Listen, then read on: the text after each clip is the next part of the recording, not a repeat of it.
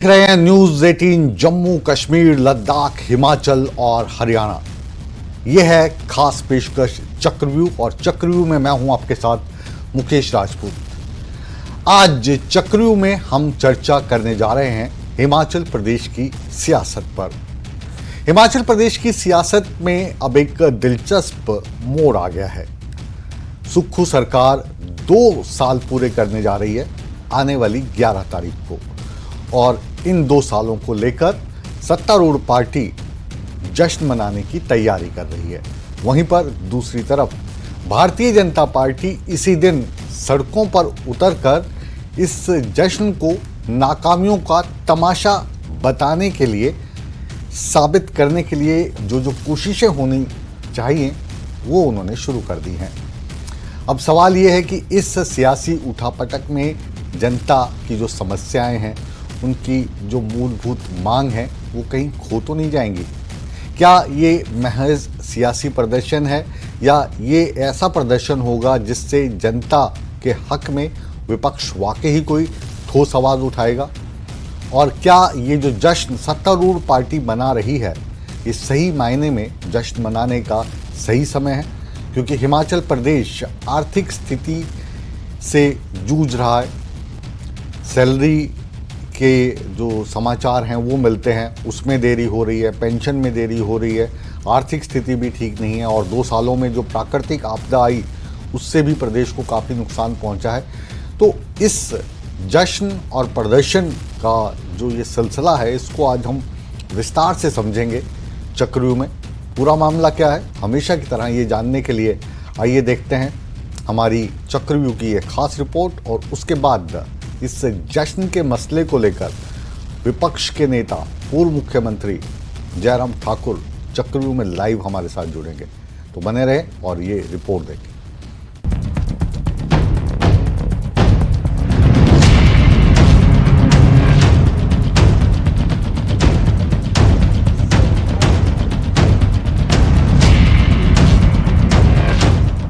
दस दिसंबर के बाद हिमाचल की राजनीति में हलचल तेज होने वाली है।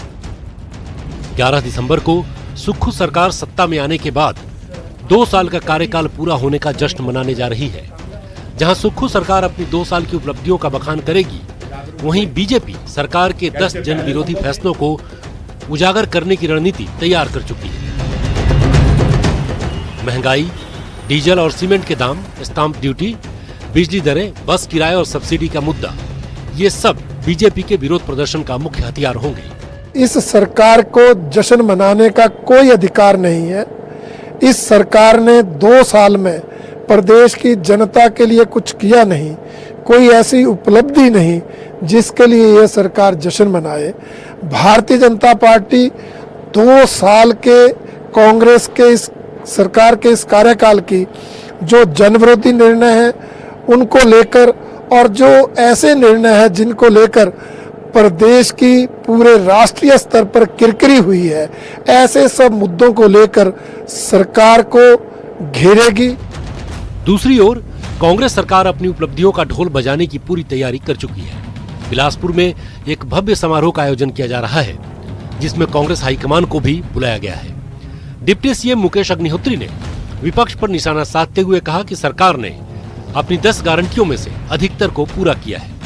इन 2 सालों में लगभग वो स्थितियां काफ़ी साफ हो गई हैं, और अब आने वाले जो 2 साल जो है, उन सारे डेवलपमेंट प्रोजेक्ट्स को या वेलफेयर प्रोजेक्ट्स को अंजाम पे पहुंचाना है। तो हम उस हिसाब से काम कर रहे हैं।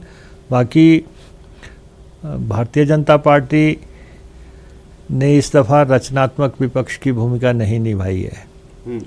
उन्होंने कोशिश की है कि जो पब्लिक का जो पॉपुलर मैंडेट है उसको रौंद के वो हिमाचल प्रदेश में अस्थिरता कर सके।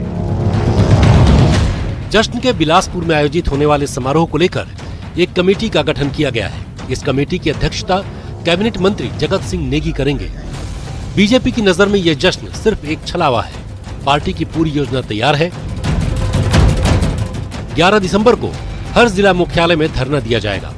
विपक्ष के नेता जयराम ठाकुर का कहना है कि सुक्खू सरकार के 2 साल के कार्यकाल में हिमाचल 20 वर्ष पीछे चला गया है। कैबिनेट मंत्री जगत सिंह नेगी ने बीजेपी पर पलटवार करते हुए पूर्व मुख्यमंत्री जयराम ठाकुर पर तंज करते हुए कहा कि ये कांग्रेस प्रदेश सरकार का कार्यक्रम है और कांग्रेस सरकार को बीजेपी से पूछने की जरूरत नहीं है।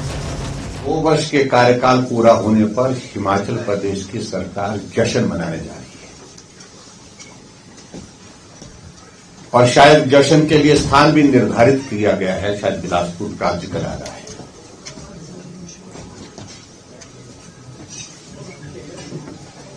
और हम ही नहीं, पूरा प्रदेश इस बात को लेकर के हैरान है और हैरान नहीं परेशान है कि 2 वर्ष के कार्यकाल में कांग्रेस पार्टी की सरकार में ये हिमाचल 20 वर्ष पीछे चला गया। तो सारा काम क्या भाजपा की मर्जी से होगा, ये हमारा वो है, जहाँ रखना है हमारा प्रेरोगेटिव है। तो भाजपा कौन है जो हमें बताए कि कहाँ करना है क्या नहीं करना है। ये जयराम जी जब अपने समय करते थे, लंच मंच करते थे, तंबू गाड़ते थे, इन्वेस्टमेंट मीट का करोड़ों रुपए उड़ाते थे, उस समय हमसे पूछ कर करते थे क्या? कांग्रेस के 2 साल पूरे होने के मुद्दे पर पक्ष विपक्ष आमने सामने है। 2 साल के जश्न की चमक और विरोध की गूंज में क्या हिमाचल की जनता को इनसे कुछ मिलेगा या फिर ये सियासी नाटक महज जनता को भटकाने का एक और प्रयास है। Bureau report, news 18।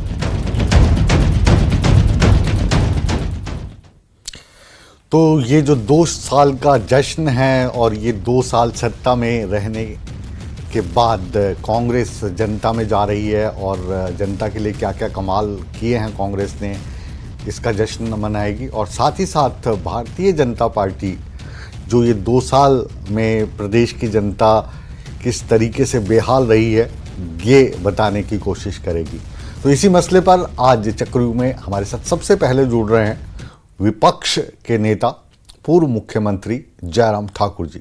बहुत बहुत स्वागत है आपका न्यूज़ 18 में ठाकुर साहब, और स्वागत है चक्रव्यूह में। Thank you.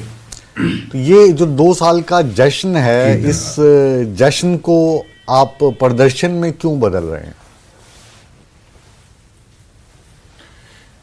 देखिए, मैं इस बात को बड़ा साफ कहना चाह रहा हूं कि जश्न तो तब मनाया जाता है जब खुशी का एक वातावरण हो प्रदेश की जनता के बीच में और सरकार ने कुछ ऐसी उपलब्धियां की हो जिस पर जश्न मनाने की आवश्यकता महसूस होती हो और जश्न मनाने के लिए लोग भी अपनी ओर से भी इसका इंतजार कर रहे हों। लेकिन इसके विपरीत पूरी हिमाचल प्रदेश की जनता निराश है, हताश है, परेशान है। और इसके अलावा कांग्रेस पार्टी में भी जश्न जैसा माहौल तो है नहीं। कांग्रेस पार्टी के ही नेता कह रहे हैं कि जश्न मनाने की बात तो कह रहे हैं, हम भी इस समझ से ये परे कि हमारे लिए भी समझ से परे की बात है कि जश्न मना रहे हैं तो किस बात के लिए मना रहे हैं?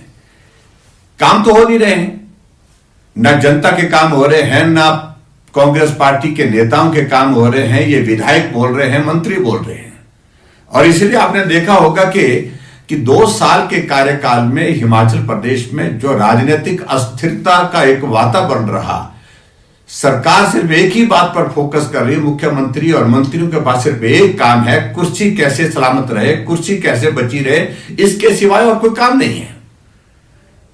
ठाकुर साहब, लेकिन जो सरकार में अस्थिरता का जो माहौल रहा है, में हिमाचल पीछे चला गया, 20 वर्ष पीछे चला गया जी। जो सरकार में अस्थिरता का माहौल है, तो इसका तो जो सारा का सारा क्रेडिट है वो आप ही को दिया जाता है कि सुक्खू सरकार को हिलाने की कोशिश जो है सबसे ज़्यादा जयराम ठाकुर साहब ही करते हैं। ये आरोप बार बार आप पे लगता है, लेकिन किसी भी तरीके से अब सत्ता में वो आए हैं तो सत्ता तो बचा के रखना उनका भी धर्म है। तो करें तो क्या करें, और 2 साल पूरे हो रहे हैं, तो आप चलो इसको रस्म अदायगी मानिए, तो इस मनाने दीजिए ना जश्न, क्या फर्क पड़ता है? नहीं, क्योंकि हमारे नाम कहने से तो ऐसा तो है नहीं कि वो जश्न नहीं मनाएंगे, वो जश्न मनाएंगे। लेकिन वजह तो प्रदेश की जनता को जाननी पड़ेगी कि कोई वजह तो बताइए। आप हिमाचल प्रदेश में स्थिर सरकार नहीं दे सके, आप मजबूत सरकार नहीं दे पाए, आपके विधायक आपको छोड़ करके चले गए, बहुमत होने के बावजूद भी आप राज्यसभा की सीट हार गए, सरकार होने के बावजूद राज्यसभा में आप हारे। आप हिमाचल प्रदेश में लोकसभा के जब चुनाव हुए, लोकसभा के चुनाव में 4 सीटें हार गए। 68 में से 61 सीटों पर भारतीय जनता पार्टी की जीत हुई। भारतीय जनता पार्टी 25 सीटों पर थी। 2 वर्ष के बाद हमारा आंकड़ा 28 पहुंच गया। तो ये तो जो ऐसी चीजों को लेकर के लोकप्रियता नाम की चीज है कहां? लेकिन ये जो खामियों की लिस्ट आप गिना किस रहे बात हैं, का जश्न मनाने की बात जी जी, ये जो खामियों की लिस्ट गिना रहे हैं, ये तो आप कहें कि जो आज की तारीख में हिमाचल के चाणक्य हैं ठाकुर जयराम, ये तो सब उनकी देन है। जाहिर है कि जो आशीर्वाद है वो तो आला कमान का प्राप्त होगा। तो ये सारी चीज़ें तो संगठित तौर पे आपने की हैं, और फिर आप कह रहे हैं कि सरकार स्थिर नहीं है। तो सरकार को स्थिर होने नहीं दे रहे हैं।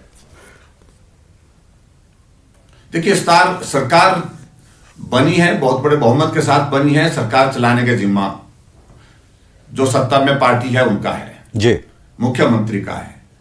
ये जिम्मा हमारा नहीं है। और हमारी बात बड़ी साफ है, हम विपक्ष में हैं और विपक्ष के नेता के रूप में हमारी जिम्मेवारी है कि जो गलत है उसको गलत ही बोलेंगे, जो जनहित में नहीं है जन विरोधी ही बोलेंगे जी। तो ऐसे में हमने अपनी बात कही है। और मुझे लगता है कि इस बात को लेकर के आज लोग पूछ रहे हैं कि आप झूठ बोल करके सत्ता में आए हैं, आपने 10 गारंटी दी है। लोग पूछ रहे हैं गारंटी का क्या हुआ? 2 वर्ष बीत गए। वादा तो आप ये करके गए हैं कि कैबिनेट की पहली बैठक में फैसला करेंगे कि 18 से 60 साल की महिलाओं को 1500 रुपए देंगे, 300 यूनिट बिजली फ्री देंगे, 5 लाख नौकरियां हिमाचल प्रदेश में 5 साल में देंगे। ये सारी बातें, गोबर की गारंटी और दूध की गारंटी, इन गारंटी के बारे में लोग पूछ रहे हैं, कुछ भी हुआ नहीं। और मुझे हैरानी की बात है कि कांग्रेस के मुख्यमंत्री हिमाचल प्रदेश के दूसरे राज्यों में जाकर के कहते हैं कि गारंटियां पूरी हो गई।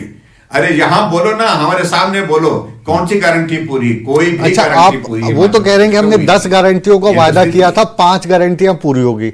अब जो हमारे पास खबर है और जो आपके बयानात आ रहे हैं उसके मुताबिक आप 11 तारीख को 10 ऐसी चीजें बताएंगे जिसमें आप सरकार की खामियों को उजागर करेंगे। तो कुछ वो चीजें आप हमारे साथ साझा कर सकते हैं न्यूज़ 18 पर? नहीं, देखिए, अभी वो सारी चीज को लेकर के पार्टी का हमारा नेतृत्व बैठ करके चर्चा करेगा क्या करना है। लेकिन एक बात पक्की है कि अब हमने तय कर दिया 2 साल का कार्यकाल हिमाचल प्रदेश में कांग्रेस पार्टी की सरकार को काम करने के लिए दिया, और बहुमत होने के बावजूद भी वो काम नहीं कर रहे हैं। जन विरोधी फैसले ले रहे हैं, लोगों के ऊपर टैक्सेस लगा रहे हैं, लगातार लगा रहे हैं। भ्रष्टाचार के गंभीर आरोप कांग्रेस पार्टी के सरकार के ऊपर है। हिमाचल नीलामी के कगार पर पहुंचा, हिमाचल भवन बिकने के कगार पर पहुंचा दिया, हिमाचल टूरिज्म बेच दिया, हिमाचल पूरा जो है वो ऑन सेल है। ये मुद्दे लोगों तक पहुंचाने के लिए आखिर अब हमको सड़कों पर निकलना पड़ेगा। ये हमारा पार्टी का फैसला है और इसलिए हमने तय किया है कि हिमाचल प्रदेश में अब हम सिर्फ बयान तक सीमित नहीं रहेंगे। अब हम लोगों के बीच में भी जाएंगे, लोगों से बात भी करेंगे। ये काम आप ऑलरेडी कर रहे हैं ठाकुर साहब। ये काम नीलाम करने की साजिश चल रही है, उसके विरोध में हम जन आंदोलन भी करेंगे। ये वाला काम आप कर रहे हैं शुरू से ही, जब से ये सरकार बनी है। तो जो विपक्ष है वो पूरे तरीके से सरकार के सामने खड़ा नजर आया और सरकार जो है संघर्ष करती नजर आई है। वो कह रहे थे कि हम गोबर खरीदेंगे, तो आप गोबर लेके विधानसभा के बाहर पहुंच गए कि लीजिए गोबर खरीदिए। एक समोसे को लेकर कुछ हो गया तो फिर आप समोसा पार्टी करने लगे। तो ऐसे रंग जो है हिमाचल प्रदेश की राजनीति में पहले दिखाई नहीं देते थे। ये बिहार में लालू प्रसाद यादव तो करते थे, लेकिन जनता के बीच में विपक्ष का ये वाला जो रंग है ये पहली बार देखने को मिल रहा है। नहीं, देखिए, हिमाचल प्रदेश में जब काम इस प्रकार के कांग्रेस पार्टी ने किए तो स्वाभाविक रूप से उन बातों को, उन मुद्दों को लोगों तक पहुंचाने का काम, जिम्मा जो है वो हमारा विपक्ष का है। उस जिम्मेवारी को हम निभा रहे हैं। अब आप बताइए, फैसले गलत कांग्रेस के लोग करते हैं, दोष हम पर देते हैं। नोटिफिकेशन कांग्रेस की होती है और हम दोष हमें देते हैं। नीलाम हिमाचल भवन कांग्रेस की सरकार में होता है, दोष हमें देते हैं। नीलाम हिमाचल प्रदेश के जो होटल है, 18 होटलों को बंद करने का आदेश कोर्ट से आता है, तो दोष हमें देते हैं। तो मुझे लगता है कि इन सारी चीजों को स्पष्ट करने की आवश्यकता है। और सही बात, जश्न तो इस बात के लिए मना रहे हैं कि जैसे कैसे गिरते पड़ते फिर भी हमने 2 वर्ष का कार्यकाल पूरा कर लिया, यही उनके लिए बड़ी उपलब्धि है। इसी उपलब्धि पर वो जश्न मना रहे हैं। ये जो लाइन आपने बोली ठाकुर साहब, हमने 2 वर्ष का कार्यकाल पूरा कर लिया, तो अभी जो आप स्थिति बता रहे हो और जिस तरीके का जो हालात हाजरा है हिमाचल प्रदेश में, तो क्या आपको लगता है कि जो सरकार है ये आपने कहा भी कि मजबूत नहीं है, तो 2 साल का कार्यकाल जो है वो पूरा कर पाएगी? आप पूरा करने दोगे या ऑपरेशन लोटस का हिमाचल में खतरा मंडराने लगा है, खासतौर से महाराष्ट्र चुनाव में जो जीत हासिल हुई है? देखिए, मैं इस बात को बड़ा साफ कह रहा हूं कि लोटस, ऑपरेशन लोटस की तो सिर्फ बातें जी, ये बेचारे बनने की कोशिश कर रहे हैं और बेचारा बन करके सरकार नहीं चलाई जा सकती है। कभी यही रोना कि केंद्र मदद नहीं कर रहा है, कभी यही कहना कि केंद्र से हमको जो हिस्सा हिमाचल को मिलना था वो नहीं मिल पा रहा है, कभी ये कहना कि हमारे ऊपर लोन बहुत ज्यादा है, और कभी ये कहना कि बाढ़ और बरसात के कारण नुकसान हो गया। ये सारी चीजें सरकार में चलती रहती है। अरे हमारे समय में भी तो कोविड चला, 2 वर्ष कोविड चला, लेकिन कोई हिमाचल का होटल नीलाम नहीं हुआ, हिमाचल भवन नीलाम नहीं हुआ, कर्मचारियों को समय पर सैलरी मिली, पेंशनर्स को पेंशन मिली, डीए की किस्तें मिली, और हिमाचल प्रदेश में चारों तरफ विकास का कार्य चल रहा था। इन सारी बातों को लोग आज याद कर रहे हैं, अनुभव कर रहे हैं, महसूस कर रहे हैं। सरकार काम करने के लिए होती है, रोने के लिए नहीं होती है। जिस प्रकार से हिमाचल प्रदेश में कांग्रेस की पार्टी की सरकार पूरे 2 वर्ष जो है यही रोती रही जी। आज भी जो मुख्यमंत्री सुखविंदर सिंह सुक्खू हैं, दिल्ली में हैं, तो बहुत सारे पैसे कुछ ऐसे हैं, पीयूष गोयल जी से भी मिले कि वो रिलीज कर दें। एक खबर और आ गई, नालागढ़ में जो वो डिवाइस पार्क बनना था उसके लिए 350 करोड़ में से 35 करोड़ दिए थे केंद्र सरकार ने, लेकिन राहुल गांधी ने कहा कि इसको हम खुद बनाएंगे, केंद्र सरकार की सहायता नहीं लेंगे, तो वो 35 करोड़ भी वापस मांग रहे हैं। पहले ही गरीबी है, उसमें फिर आटा गीला कर रहे हो, तो कैसे चलेगी सरकार, ये बताइए आप। नहीं, देखो, ये तो सरकार के ऊपर है कि उनने किस प्रकार से काम करना है। ये चुनौतियां सामने आती हैं, और मैं तो इस बात को लेकर के हैरान हूं, केंद्र सरकार ने प्रोजेक्ट दिया है मेडिकल डिवाइस पार्क, अगर हिमाचल प्रदेश को दिया है, पूरे देश में 3 मिले, 1 हिमाचल को मिला है जी, और उसके बाद इसको बनाने के लिए तैयार नहीं है। एक तरफ से बोल रहे हैं कि हम इन्वेस्टमेंट हिमाचल प्रदेश में लाना चाह रहे हैं, और एक तरफ से केंद्र का प्रोजेक्ट दिया हुआ प्रोजेक्ट उसको जो है वो करने के लिए मना कर रहे हैं। इससे बड़ा दुर्भाग्य कोई और हो नहीं सकता है। कांग्रेस पार्टी की जो ये सोच है, काम करने का जो तौर तरीका हिमाचल प्रदेश में है मुख्यमंत्री का और उनकी सारी टीम का, वो हिमाचल को जो जितना नुकसान पहुंचा सकते थे, कोई नुकसान पहुंचाने में कोई कमी नहीं छोड़ी। लगातार हर फैसला नुकसान पहुंचाने वाला है उनका। एक बात तो मैं आपसे दिल से कर रहा हूं और दिल से ही जवाब चाहूंगा। जो सत्ता है इस बार कांग्रेस ने हासिल कर ली, मुख्यमंत्री सुखविंदर सिंह सुक्खू बन गए, सत्ता हिमाचल में कांग्रेस की है, लेकिन 7 जो अपने सांसद हैं, जिसमें 4 लोकसभा के हैं, 3 राज्यसभा के हैं, ये जनता ने या विधानसभा में नंबर्स ने भारतीय जनता पार्टी को दिए हैं। तो जो 7 सांसदों के नाम पर जिस दशा से प्रदेश गुजर रहा है, जिस दिशा से प्रदेश गुजर रहा है, तो मदद तो आपको भी मांगनी चाहिए प्रदेश के लिए। देखिए, केंद्र लगातार मदद कर रहा है, मांगे बिना भी मदद कर रहा है। आज हिमाचल प्रदेश को कांग्रेस की सरकार में जो स्पेशल असिस्टेंस के रूप में लगभग 1500 करोड़ रुपए से ज्यादा का पैसा मिल चुका है, जो 50 सालों में आपको वापस करना है और बिना इंटरेस्ट के वापस करना है जी। हमारी सरकार में इतना पैसा नहीं मिला, लेकिन कांग्रेस की सरकार में मिला। और उसके बाद मुझे एक भी योजना बताइए जिस योजना के अंतर्गत केंद्र की जो मदद हिमाचल प्रदेश को मिलती थी पहले, उसमें कोई कमी की हो। जो मदद जिस रूप में मिल रही थी वो उसी रूप में मिल रही है।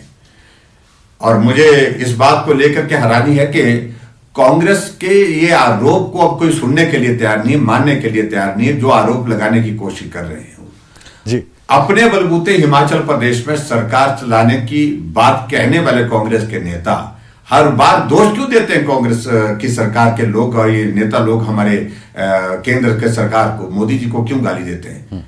सिर्फ इसी बात को लेकर के कि हम काम करने में असफल हैं, विफल हैं हिमाचल प्रदेश में, और इसलिए लोगों का ध्यान हमारे ऊपर ना आए, हम इस सारी चीज के लिए दोषी ठहराए तो केंद्र की सरकार को ठहराए, मोदी जी को ठहराए। ये नहीं चलने वाला है। इस बात को लेकर के बड़ा मैं साफ कहना चाह रहा हूं।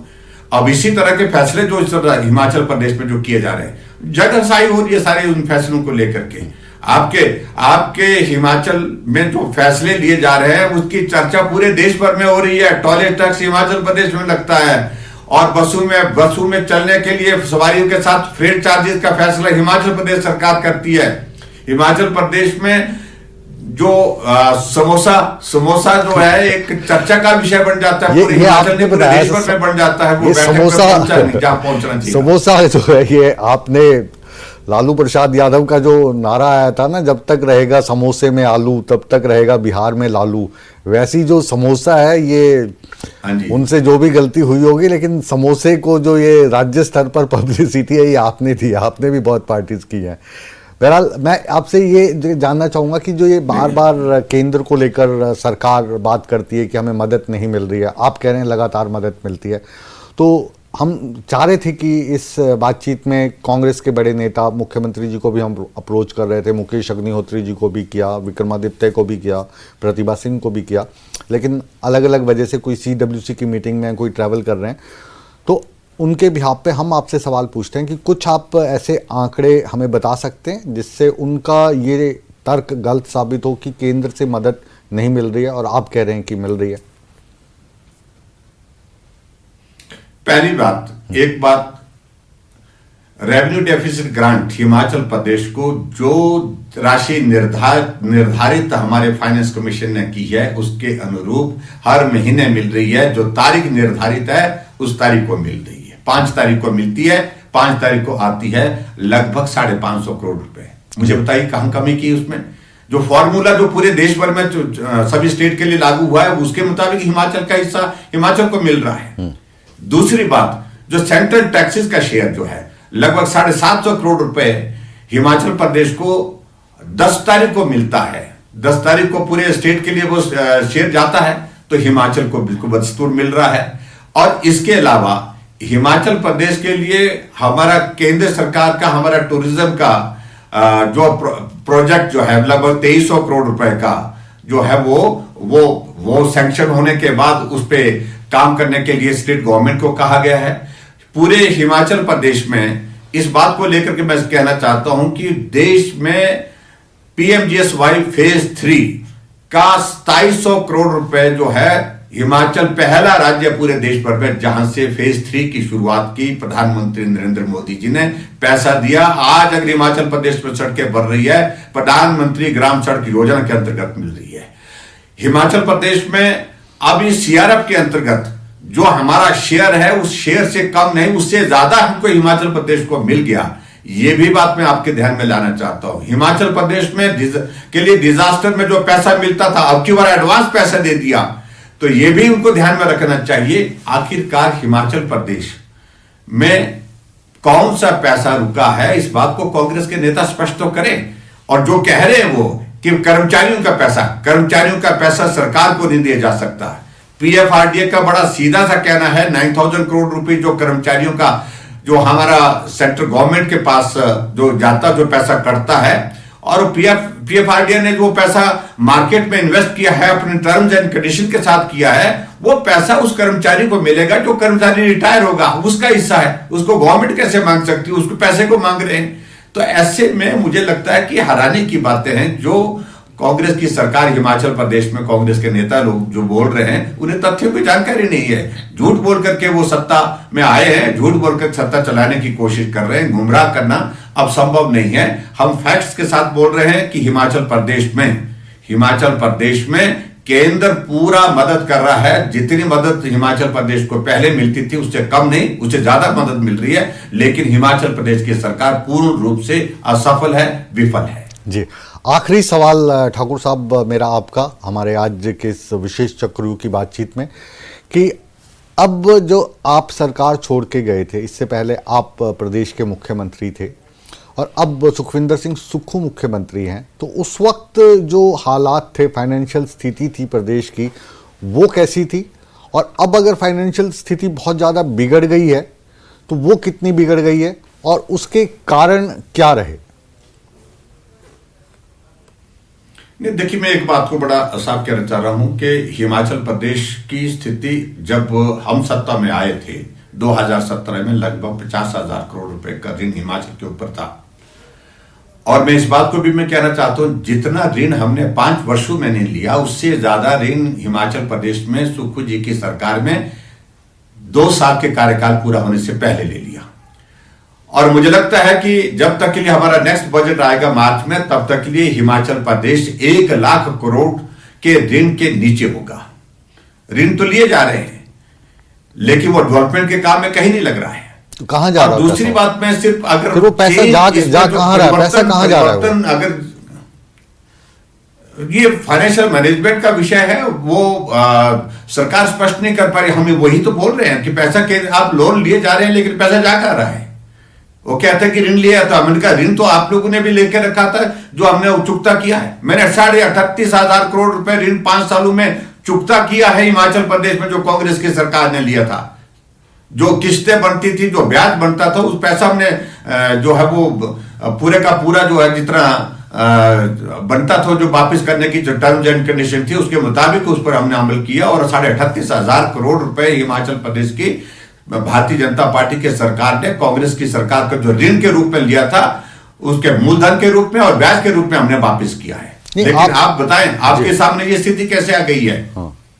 तो वो आप सिस्टम में रहे, पूरी सरकार आप चलाते रहे, मुख्यमंत्री रहे प्रदेश के, तो जो ये पैसा आ रहा है इसकी जानकारी तो आपको मिल रही होगी ना। अभी ऑफिसर्स तो नहीं बदल गए होंगे, सिस्टम तो नहीं बदल गया होगा।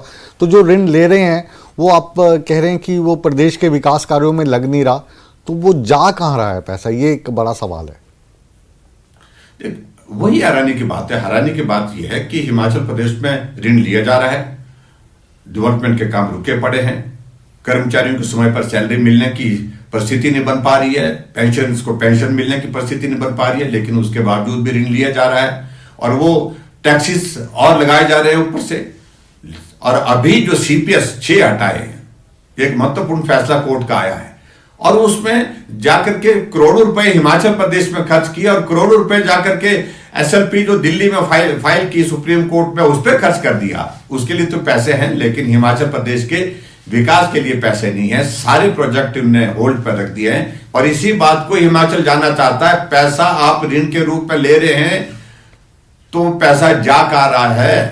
ये प्रश्न कांग्रेस के नेताओं से पूछना चाहिए। मैं भी पूछ रहा हूं, जिसका हमको जवाब नहीं मिल पा रहा है, और मेरा आपसे भी निवेदन है कि आप भी उनसे पूछें।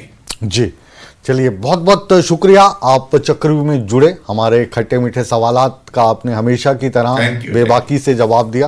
न्यूज़ 18 की तरफ से मैं तहे दिल से आपका आभार व्यक्त करता हूं। बहुत बहुत शुक्रिया। जयराम ठाकुर साहब, हिमाचल प्रदेश के पूर्व मुख्यमंत्री और इस वक्त नेता विपक्ष, न्यूज़ 18 नेटवर्क में हमारे साथ जुड़े हुए थे। एक छोटा सा ब्रेक ले रहे हैं और ब्रेक के बाद फिर इस सिलसिले को हम आगे बढ़ाएंगे। बने रहिए हमारे साथ।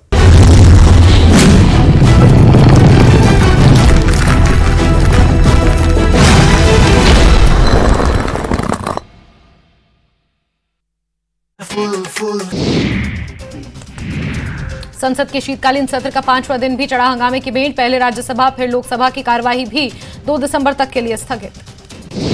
राज्यसभा सांसद सुभाष बराड़ा ने खड़े किए विपक्ष पर सवाल, कहा सरकार सकारात्मक चर्चा के लिए तैयार, लेकिन विपक्ष सिर्फ हंगामा करना चाहता है। करनाल नेशनल हाईवे पर पलटा, धान से भरा हुआ तेज रफ्तार ट्रक फुटपाथ पर लगी रेलिंग में भिड़कर पलट गया।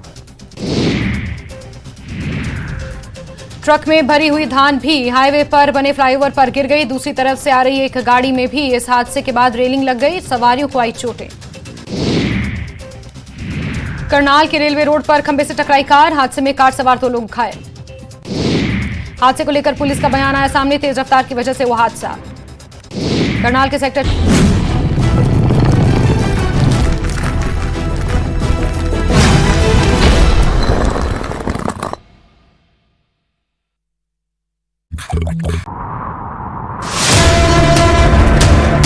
सत्ता के प्रभाव से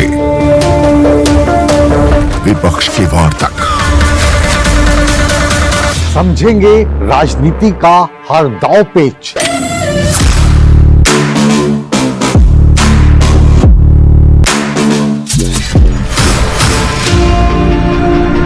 सवालों के रास्ते होगा मुद्दों का हर घेरा पार।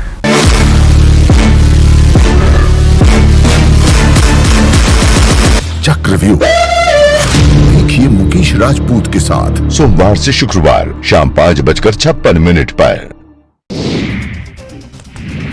संसद के शीतकालीन सत्र का 5वां दिन भी चढ़ा हंगामे की भेंट। पहले राज्यसभा फिर लोकसभा की कार्यवाही भी 2 दिसंबर तक के लिए स्थगित। राज्यसभा सांसद सुभाष बराड़ा ने खड़े किए विपक्ष पर सवाल। कहा, सरकार सकारात्मक चर्चा के लिए तैयार, लेकिन विपक्ष सिर्फ हंगामा करना चाहता है। करनाल नेशनल हाईवे पर पलटा। धान से भरा हुआ तेज रफ्तार ट्रक फुटपाथ पर लगी रेलिंग में भिड़कर पलट गया। ट्रक में भरी हुई धान भी हाईवे पर बने फ्लाईओवर पर गिर गई। दूसरी तरफ से आ रही एक गाड़ी में भी इस हादसे के बाद रेलिंग लग गई। सवारियों को आई चोटें। करनाल के रेलवे रोड पर खंबे से टकराई कार। हादसे में कार सवार 2 लोग घायल। हादसे को लेकर पुलिस का बयान आया सामने। तेज रफ्तार की वजह से हुआ हादसा। करनाल के सेक्टर 14 में बन रहे मकान में चोरी करते 2 युवक पकड़े गए। सिक्योरिटी गार्ड की मदद से पुलिस ने दोनों को पकड़ा। मद्रास के रहने वाले दोनों युवक नशे की लत को पूरा करने के लिए करते थे चोरी। गुरुग्राम में बिहार के नामी गैंगस्टर सरोज राय का एनकाउंटर। गुरुग्राम और बिहार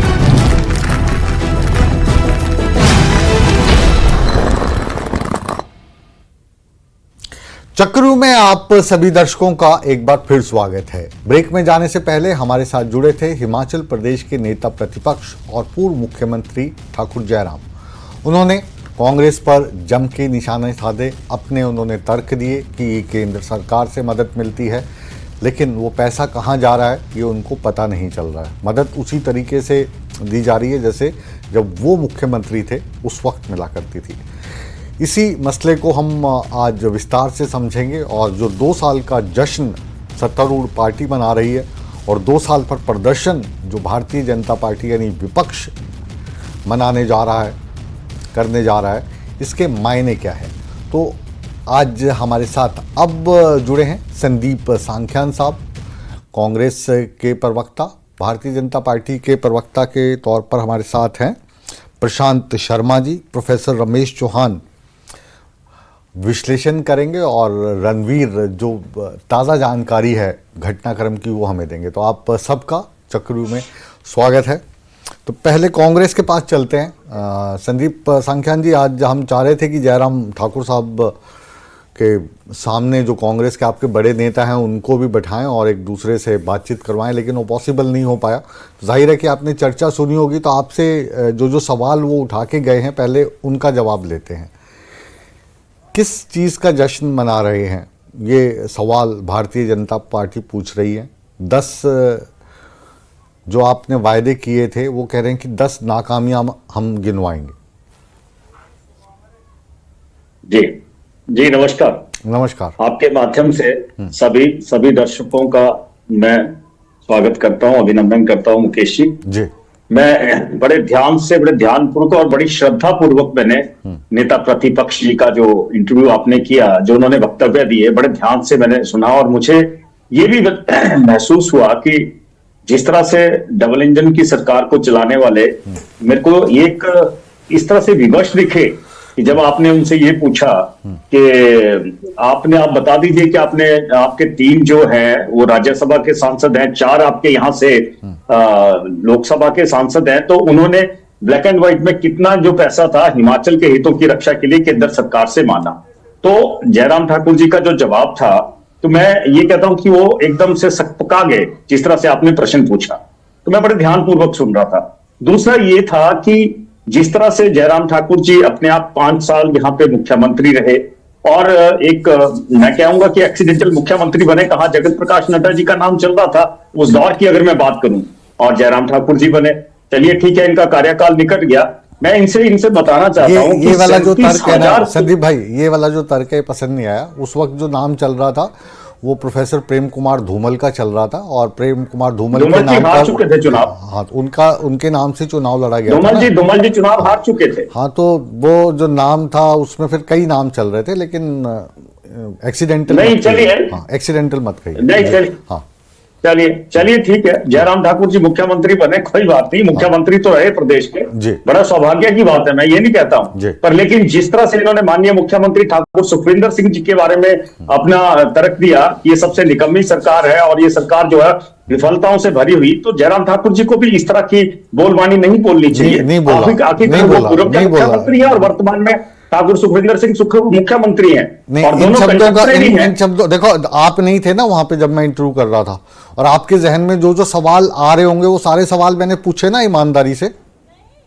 नहीं, मैं आपके नहीं, हाँ, तो अगर आप भी उनके अगर पीठ पीछे, तो उनके वक्तव्य मैं जो वक्तव्य मेरे को दिया है उन्होंने निकम्मी सरकार नहीं कहा। अब मेरे को कल का उनका एक बयान था मीडिया में, कल का इनका बयान था मीडिया में, आज हमारे यहाँ पे देखा था, उसकी कॉपी है, मैं आपको व्हाट्सएप कर दूंगा। नहीं, मैं आज की बात कर रहा हूँ, आज की बात सबसे निकम्मी सरकार है। जी। तो मैं ये कहता हूँ कि जयराम ठाकुर जी को इस तरह की भाषा बोलनी शोभा नहीं देती। जी, चलिए, आप कह रहे हैं कि हमारे चैनल पे नहीं, कहीं पे और बोला, उसका चाहिए होगा तो उसका मैं ब्लूप्रिंट आपको दे दूंगा, उसको व्हाट्सएप कर दूंगा, आपको मेल कर दूंगा। जी। लेकिन इस तरह की भाषा अगर वो करते हैं तो मैं भी समझता हूं कि उनको भी इस तरह की ठाकुर सुखविंदर सिंह सुक्खू जी के बारे में और कांग्रेस की सरकार में इस तरह का भाषा का प्रयोग ना करें तो ज्यादा बेहतर रहेगा। अब मैं आता हूं अलग विषय के ऊपर। मैं थोड़ा सा ये बोलना चाहता हूं, हमारी 2 साल की सरकार थी, हमने 5 गारंटियां पूरी की हैं। 10 गारंटियों का प्रॉमिस हमने किया था, जिसके अंदर 5 साल हमारी सरकार चलेगी, और भगवान ने चाहा और लोगों ने, हिमाचल प्रदेश की जनता ने चाहा तो अगले 5 साल भी ठाकुर सुखविंदर सिंह सुक्खू मुख्यमंत्री हो गए और कांग्रेस की हिमाचल प्रदेश में सरकार बनेगी। लेकिन 5 गारंटियों के अगर अंदर मैं आपको गिनाऊं, ओपीएस के ऊपर सरकार जो थी भारतीय जनता पार्टी की गिरी थी, हमने ओपीएस लागू किया, लेकिन ध्यान रहे कि अभी भी ओपीएस का जो कर्मचारियों का 9,000 करोड़ रुपए के ऊपर जो तर्क जयराम ठाकुर जी ने दिया है वो लोगों के सामने और कर्मचारियों के जहन में भी है। उसके बाद जो 1500 महिलाओं की बात थी, 1500 रुपए प्रति माह महिलाओं को देना था, आज महाराष्ट्र में इनकी सरकार बनी, वहां पे भी उन्होंने वही गारंटी वहां पे इस तरह की 2000 या 2100 रुपए देके जो है वहां पे रिपीट करी है। मैं कहता हूं चरणबद्ध तरीके से जितने हमारे संसाधन हैं, हमारी सरकार के रिसोर्सेज है, उसके हिसाब से हम तैयार कर रहे हैं। 6,800 करोड़ रुपए का 700 करोड़ रुपए का जो है वो हमने युवाओं के लिए स्टार्टअप योजना थी, वो हमने लागू करी है हिमाचल प्रदेश से, और जिन जिन युवाओं की जरूरत है वो उसके तहत अपना उसके लाभान्वित हो रहे हैं। उसके बाद मैं कहता हूं दूध, मक्का और गेहूं का समर्थन मूल्य हमने दिया है, और माननीय मुख्यमंत्री जी ने कहा, ये गोबर की बात कर रहे हैं, हिमाचल प्रदेश का जो सरकार का जो द्विवार्षिक समारोह है वो बिलासपुर मेरे जिला में मनाया जा रहा है, और उससे हम लोग इसको हर्षोल्लास से मनाएंगे और एक उत्सव की तरह मनाएंगे। और इसके ऊपर जो हमारा कृषि मंत्रालय है उसने जो है वो इसकी पूरी भूमिका बना ली है, और यहाँ पे मैं समझता हूँ इसकी अनाउंसमेंट जो है वो करनी है। अब मैं एजुकेशन सेक्टर पे आता हूँ, जो हमने इंग्लिश मीडियम पहली से लेके 12 तक के जो स्कूल थे उसके बारे में जो बात करनी थी वो हमने पूरा किया है। अभी नए सेशन में जितना भी पहली से लेके अगर बच्चा इंग्लिश मीडियम में पढ़ना चाहता है तो जो मॉडर्नाइजेशन ऑफ एजुकेशन है या यूनिवर्सलाइजेशन ऑफ एजुकेशन का जो कॉन्सेप्ट है वो हमने पूरा किया है। अब मैं इनके ऊपर आता हूं, जो मैं इनका वक्तव्य सुन रहा था, अरे मैं ये बोलता हूं कि आपके यहाँ पे आपदा के लिए केंद्र सरकार ने पूछा कि आप आपदा तो रो रहे हैं, लेकिन आप एक अनुमानित लागत तो दीजिए।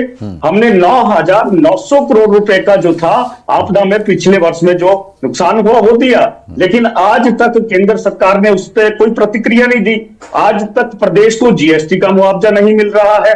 आज तक मैं ये कहता हूं कि जो इस साल 1500 करोड़ रुपए था उसका जो इस साल आपदा आई उसका नहीं दिया। अब जो है अभी हिमाचल प्रदेश के अंदर जो क्या है, अब दूसरी आपदा तैयार हो गई है, सूखा पड़ रहा है, बारिश नहीं हो रही है, फसलों का नुकसान हो रहा है। तो मैं ये समझता हूं कि और ऊपर से फाइनेंशियल सैंक्शन लगा दी है हमारे ऊपर। मुझे उम्मीद है कि आपने जो अपने पॉइंट्स रखे बहुत अच्छे तरीके से रखे, और इसके लिए आप बधाई के पात्र हैं, और पूरा जो विश्लेषण है आपने जयराम ठाकुर जी का भी कर दिया। अब भारतीय जनता पार्टी के प्रवक्ता के पास मैं बाद में जाऊंगा, क्योंकि जयराम ठाकुर जी भारतीय जनता पार्टी को ही रिप्रेजेंट कर रहे थे। हम चौहान साहब के पास जा रहे हैं। चौहान साहब, निष्पक्ष तरीके से एक जज की भूमिका में ये जो हमारे प्यारे प्रदेश में, हमारे हिमाचल में जो हो रहा है, ये क्या हो रहा है और क्यों हो रहा है? पहले तो ऐसा नहीं होता था। पहले तो जब कोई जीतता था, कोई हारता था, तो फोटो छपा करती थी वीरभद्र सिंह की और धूमल की, अखबार में याद होगा, और फोटो में फिर नीचे लिखा होता था जो बताइए इनमें से कौन सा जो मुख्यमंत्री है वो हारा, कौन सा जीता तो आम आदमी को पता नहीं चलता था, क्योंकि चेहरे पे इतनी मुस्कुराहट रहती थी।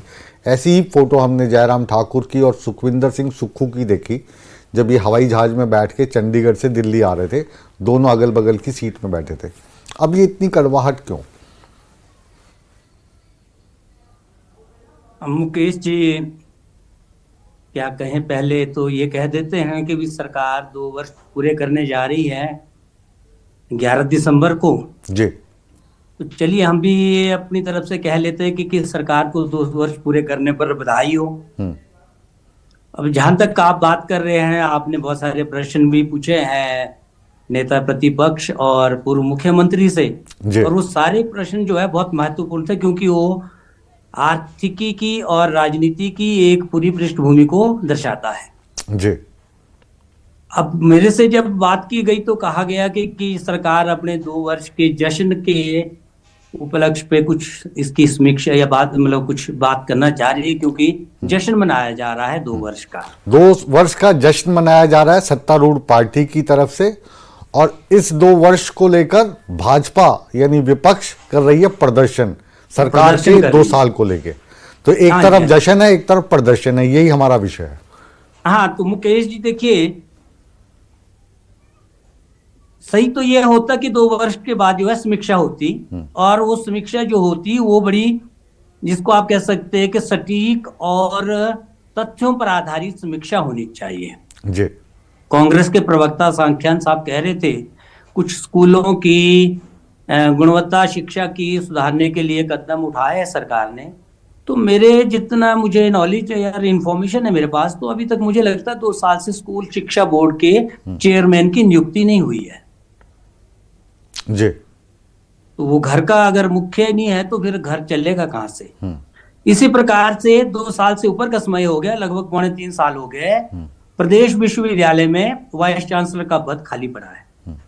तो शिक्षक प्रदेश विश्वविद्यालय में तो वाइस चांसलर है ना, बंसल साहब हैं वहां पे, वो दोनों का चार्ज देख रहे हैं, तो खाली नहीं। बंसल साहब तो प्रतिनियुक्ति पे है। बंसल साहब तो 2011 से छुट्टी पर लेके एक्स्ट्राऑर्डिनरी लीव लेके गया है केंद्र में, केंद्रीय विश्वविद्यालय में वाइस चांसलर है। और वहां से उनको ये भी एक बड़ी नई अचरज बात लगेगी आपको कि केंद्र की प्रतिनियुक्ति पर इसी विश्वविद्यालय के प्राध्यापक को जो है विश्वविद्यालय का वाइस चांसलर का एडिशनल चार्ज मिला है। तो है, लेकिन तो सरकार अभी तक तो है वहां पे वो रेगुलर अपॉइंट नहीं कर पाई है। तो शिक्षक की तो ये स्थिति है। तो सांख्यान साहब हम ना तो भाजपा के समर्थक है और ना कांग्रेस के विरोधी है। जनता की ये बात है कि 2 वर्ष में ऐसी कोई उपलब्धि जिसका जोरों से गुणगान हो, वो तो मुझे तो एटलीस्ट नजर नहीं आ रही है। क्योंकि सांसद थोड़ा जो आपका विश्लेषण है ना, मैं क्या करूं, मतलब कुछ भी कहे और मैं चुप रहूं, ये सलीका मुझे जाने कब आएगा, ये लाइन मेरा बहुत नुकसान करती है। थोड़ा जो आपका विश्लेषण है वो भारतीय जनता पार्टी की तरफ टिल्ट दिखाई देता है। ऐसा लग रहा है कि आप प्रशांत जी से पहले मतलब उनकी भूमिका बांध रहे हैं। देखिए ऐसा है मुकेश जी, हमारा तो मोह कभी रहा ही नहीं है, भारतीय जनता पार्टी है चाहे राजनीति। मेरे को लगा ऐसा, इसलिए मैंने बोल दिया जी। नहीं, लेकिन मुकेश जी ये तो बात कहनी ही पड़ेगी ना कि जब व्यवस्था परिवर्तन की बात आती है तो उसमें जो है, चाहे वो फिस्कल डिसिप्लिन है, पृष्ठभूमि में जाके अगर कहेंगे तो केंद्र सरकार जब तक उसी दल की है जिस दल में राज्य की सरकार है, तो राज्य सरकारें अपने आप को जो है आर्थिक स्तर पर कंफर्टेबल मानती है। ये हिमाचल की एक वास्तु स्थिति है। अब जब हिमाचल में कांग्रेस की सरकार आई हो और केंद्र में नरेंद्र मोदी के नेतृत्व वाली जो है भाजपा लेड सरकार होगी, तो ये एक्सपेक्ट करना कि वो जो है आपको बहुत लिबरली हेल्प करेंगे, ऐसी उम्मीद रखना मुझे तो नहीं लगता कि भाई वो इतने दरिया दिल्ली दिखाएंगे। प्रैक्टिकल दलील है आपकी, प्रैक्टिकल दलील है। वापस आपके पास लौटूंगा, प्रशांत जी के पास रुक कर रहे। प्रशांत जी, जाहिर है कि जयराम ठाकुर साहब ने काफ़ी विस्तार से जो सरकार की है वो कमियां गिनाई और अपना पक्ष उन्होंने रखा।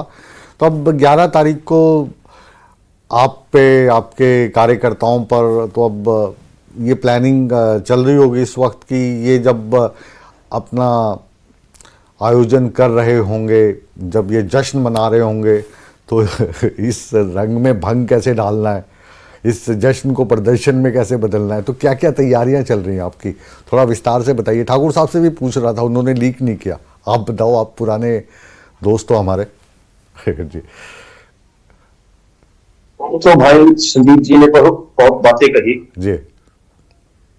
जश्न तब मनाया जाता है जब कोई खुशी की बात हो, कोई ऐसी उपलब्धि हो सरकार की। इनकी सरकार चल रही है सर, इससे ज्यादा खुशी की बात क्या होगी? आपकी खुशी तो तब आएगी जब इनकी सरकार जाएगी, तब आप खुश होंगे। उससे पहले तो आपको कोई जी, उससे पहले तो आपको कोई खुशी मिलेगी नहीं। हाँ, कांग्रेस पार्टी का लहजा ऐसा है कि बस चल रही है। अच्छा, दुर्भाग्यपूर्ण है कि पिछले 2 वर्षों में जिस प्रकार का शोषण हिमाचल प्रदेश की जनता का हर वर्ग का हुआ है, हाँ, चाहे वो कर्मचारी हो, हाँ, चाहे वो महिलाएं हो, चाहे वो किसान हो, चाहे वो पेंशनर हो, हर वर्ग का जितना शोषण इन 2 वर्षों में कांग्रेस पार्टी की सरकार ने किया है, वो बड़ा दुर्भाग्यपूर्ण है। आज परिस्थितियां ऐसी बन गई, आपने कहा कि क्या कार्यक्रम, भारतीय जनता पार्टी प्रत्येक वर्ग के पास जाएगी। और रही प्रदर्शन की बात, तो प्रदर्शन केवल बात सिर्फ भारतीय जनता पार्टी ही नहीं कर रही है। आज प्रदेश के कर्मचारी प्रदर्शन कर रहे हैं, आज प्रदेश के बेरोजगार प्रदर्शन कर रहे हैं, आज प्रदेश के जितने भी पेंशनर हैं वे सड़कों पे प्रदर्शन कर रहे हैं। इसलिए भारतीय जनता पार्टी के लिए तो बहुत ही अनुकूल समय है। जिस प्रकार की कार्यप्रणाली सुखविंदर सुक्खू जी की है, कांग्रेस पार्टी की सरकार की है। प्रशांत जी, बड़ा दुर्भाग्य। प्रशांत जी, ये जो 2 शब्द आपने बोले ना, अनुकूल समय, इसको थोड़ा विस्तार पूर्वक समझाइए। संदीप भाई समझ गए होंगे। हमें समझा दिए, हमें समझ नहीं आता, हम बहुत भोले हैं, हमें समझ नहीं आई अनुकूल समय से क्या तात्पर्य था आपका। जी जी, मैं बताता हूँ जी। कई बार ऐसा होता है कि 2 वर्ष में जब एक बहुत ही नकारात्मक सोच वाली सरकार प्रदेश में चली हो, तो विपक्ष को एक एफर्ट करने पड़ते हैं कि उनके खिलाफ जो है वो हाल बनाया जाए। परंतु ये सरकार ऐसी है कि जिसके खिलाफ आज नेचुरली प्राकृतिक रूप से ही हर वर्ग में एक विरोध है। मात्र 2 वर्षों में इस सरकार ने अपनी लोकप्रियता को खोया है। मुख्यमंत्री सुखविंदर सुक्खू जी ने अपनी लोकप्रियता को खोया।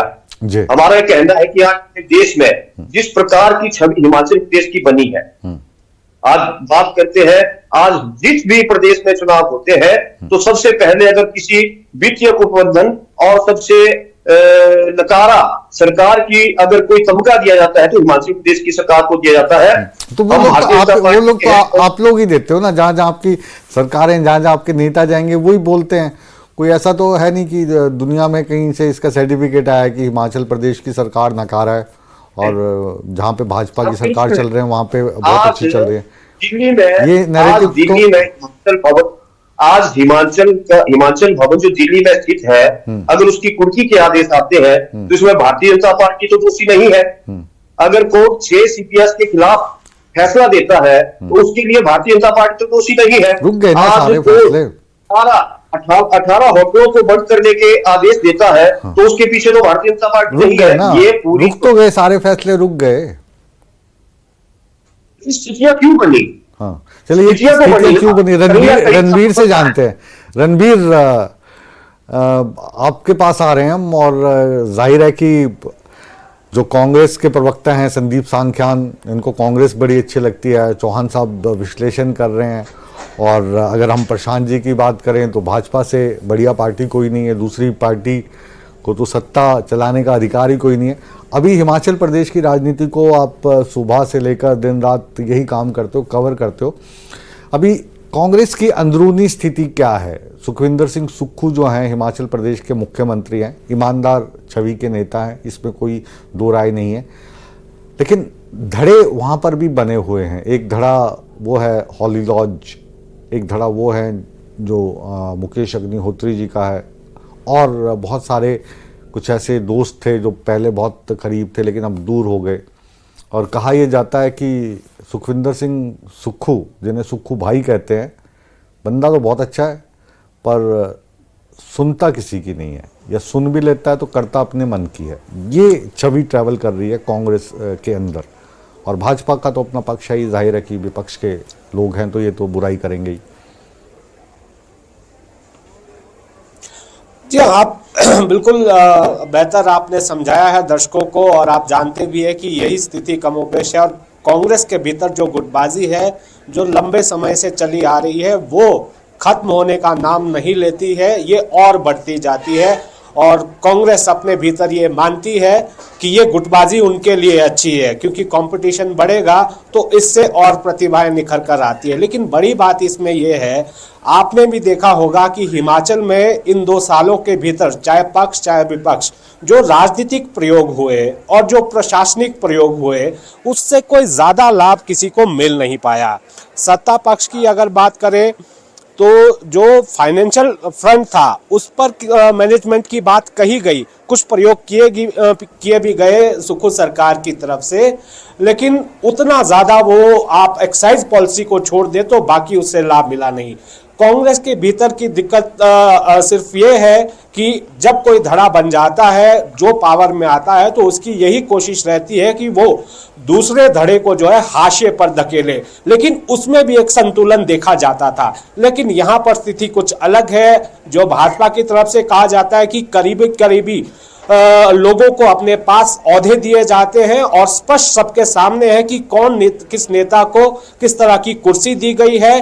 जब पूर्व में 5 साल जब कांग्रेस संघर्ष कर रही थी, कौन नेता जमीन पर कार्य कर रहा था? जाहिर सी बात है उनकी नाराजगी होगी। कौन से कार्यकर्ता थे जिन पर केसेस बने, उनकी पेशियां अभी भी चल रही है। अब दूसरा सवाल ये रणवीर, दूसरा सवाल ये, समय कम है अपने पास, दूसरा सवाल ये तो बात हुई अंदरूनी लड़ाई की, बिल्कुल आपके पास आएंगे संदीप जी, आपसे लूंगा कमेंट। दूसरा सवाल ये कि अब जो भाजपा कह रही है कि हम प्रदर्शन करेंगे, सरकार ने कुछ नहीं कहा, और जाहिर है विपक्ष है तो वो सुखविंदर सिंह सुक्खू की सरकार को लेकर कसीदे तो पड़ेगी नहीं, प्रदर्शन ही करेंगे, जो हर एक विपक्ष का कार्य भी है। और हम चाहते भी हैं कि विपक्ष इतना मजबूत हो कि सरकार भी ज़मीन पर रहे और जनता की आवाज़ उठती रहे। तो क्या वाकई आपको लगता है कि जो ये सरकार है 2 साल में काम करने में बिल्कुल नाकाम रही है? क्योंकि अगर हम बात करें, करप्शन का कोई आरोप सामने नहीं आया है सरकार पर, बड़ा आरोप। और दूसरा, क्या ये जो धड़ेबंदी है ये भारतीय जनता पार्टी से ज़्यादा भारी पड़ रही है सुखविंदर सिंह सुक्खू को लेकर? क्योंकि जब जश्न की ही बात करते हो तो ये तो कह रहे हैं कि किस चीज़ का जश्न मनाए भारतीय जनता पार्टी वाले। तो विक्रमादित्य या प्रतिभा सिंह तो माइक पर, कैमरा पे आके बोल देते हैं कि कौन सा जश्न, हमें तो पता ही नहीं। तो अगर प्रदेश अध्यक्ष ये बात बोल रही हैं, वीरभद्र सिंह के बेटे जो खुद कैबिनेट मिनिस्टर हैं वो ये वाली बात बोल रहे हैं, तो इसके मायने क्या हैं? तो सब कुछ ठीक ठाक है, ऐसा नहीं लगता है? देखिए, आप ज्यादा बेहतर स्थिति समझते हैं, पहले विपक्ष की बात कर लें। विपक्ष इस तरह का माहौल बनाने की कोशिश कर रहा है भाजपा। ग्राउंड रियलिटी ये कहती है कि लोगों में अभी इस वक्त कोई ज्यादा दिलचस्पी इस राजनीतिक खींचतान में नहीं है। माहौल की अगर बात करें, भाजपा भले ही माहौल बनाने की कोशिश कर रही है। चलिए ये सवाल मैं रणवीर ये सवाल मैं चल आपसे नहीं लेता हूँ, आप शायद पता नहीं इसका ठीक से जवाब दे पा रहे हैं नहीं दे पा रहे हैं, सीधा सांख्यान साहब से ही लेता हूँ। सांख्यान साहब, मुझे लगता है कि सुखविंदर सिंह सुक्खू के इस वक्त आप राजनीतिक दुश्मन की बात करें तो जयराम ठाकुर या भारतीय जनता पार्टी नहीं है, पार्टी में ही उनकी सेवा करने के लिए कई धड़े हैं।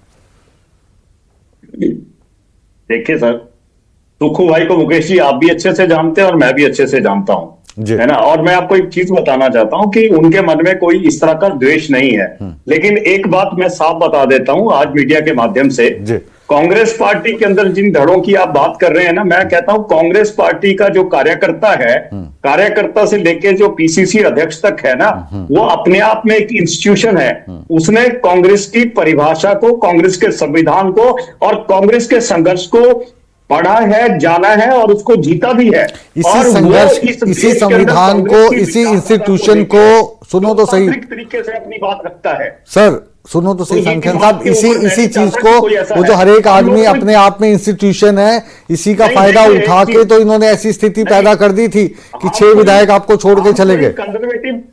हम कोई कंजर्वेटिव सोच के लोग नहीं हैं। ये ठीक है कि ऑल इन ऑफ से कोई अगर वक्तव्य आता है, कोई उनका एक अपना बड़ा कद है, बड़ा रुतबा है उनका, और उन्होंने अपने हिसाब से कोई वक्तव्य दिया होगा, तो मैं उसके ऊपर नहीं मैं उसके ऊपर कोई टिप्पणी नहीं कर रहा हूं। लेकिन मैं कहता हूं कि उस तरह से और भी कई चीजें हैं, कोई कांगड़ा के ग्रुप है, लेकिन जो भारतीय जनता पार्टी की आज की स्थिति है वो बहुत दयनीय है। आज मैं अभी सुन रहा था कि अभी बात कर रहे थे प्रशांत जी, मैं प्रशांत जी आपकी टिप्पणी पे कुछ ज्यादा वक्तव्य नहीं करूंगा। आपने एक बात कही कि हम जश्न मना रहे हैं और हम विरोध प्रदर्शन कर रहे हैं। मुकेश जी आपने भी ये बात कही, मैं एक चीज कहना चाहता हूं इसके ऊपर कि जो प्रदर्शन है, जो धरना प्रदर्शन भारतीय जनता पार्टी करना चाहती है, अरे जब हम जश्न मनाने जा रहे हैं कि हमने यहाँ पे कुछ अचीव किया है बावजूद फाइनेंशियल सैंक्शन के, कि आज उत्तर आप इनको इनवाइट करो ना, आप इनको इनवाइट करो ना कि आप भी जश्न में आइए, नेता प्रतिपक्ष को भी बुलाइए, एक नया एग्जाम्पल सेट करो आप। हाँ मुकेश भाई मैं उसी बात पे आ रहा हूँ जी, मुकेश भाई मैं उसी बात पे समय मेरे पास कम है। हाँ समय कम है, मतलब खत्म हो चुका है। बात आपने बीच में करी थी। हाँ तो मैं ये कहना चाहता हूँ कि 25 से 26 लाख करोड़ का जो खर्चा है, 1000 लाख खर्चे की बात बाद में करूंगा, प्रदेश का है जी, इसी तरह से हरियाणा का भी है। माफ करना संज्ञान साहब, समय नहीं है। और एक लाइन में दोनों भाइयों से लेना चाहूंगा। प्रोफेसर चौहान आपके पास आ रहे हैं, 30 सेकंड में आप अपनी बात खत्म कीजिए। मुकेश जी मैं तो जल्दी से 2-3 बातें कहना चाहूंगा। 2 साल के अंतराल में सुखविंदर सिंह सुक्खू की सरकार को 3 तरह की चुनौतियों से पार पाना पड़ा। एक तो प्राकृतिक चुनौती थी, जो प्राकृतिक आपदा आई थी। दूसरी जो है आर्थिक एक चुनौती थी, जो आर्थिक चुनौती अभी भी एक बड़ा प्रश्न चिन्ह लेके खड़ी है। तीसरी जो है राजनीतिक एक चुनौती है, और उस राजनीतिक चुनौती का आरंभ जो है राज्यसभा चुनाव से शुरू हुआ है। उपचुनाव में जरूर उसको थोड़ा सा एक पूर्ण विराम लगा है, लेकिन वो चुनौती अभी भी बरकरार है। जी प्रशांत जी आखिरी कमेंट आपका। भाई ने कहा इसके ऊपर मैं थोड़ी सी टिप्पणी कर लूं कि ये जश्न कोई सरकार के 2 वर्ष का कार्यकाल नहीं है। ये जश्न जो है वो मुख्यमंत्री के 3-4 लोगों की तरक्की का जश्न है। खनन माफिया, नशा माफिया, इनकी तरक्की का है, और उन लोगों की तरक्की का जश्न है जिन्होंने मात्र 2-2.5 लाख की जमीन सरकार को माननीय सुखविंदर सुक्खू जी के कहने पर करोड़ों में बेच दी। ऐसे लोगों के लिए ये एक जश्न का समय है कि हमने मात्र चर्चा ऐसी है। प्रशांत जी, सांख्यान साहब, चौहान साहब और रणवीर जी, कि इसको और हम 1 घंटा भी आगे बढ़ाएं तो शायद वो समय भी कम पड़ेगा, लेकिन क्योंकि चक्रव्यूह की चर्चा के लिए एक समय निर्धारित है और इस निर्धारित समय पर मुझे आप सबको शुक्रिया कहना है कि आप हमारे साथ जुड़े।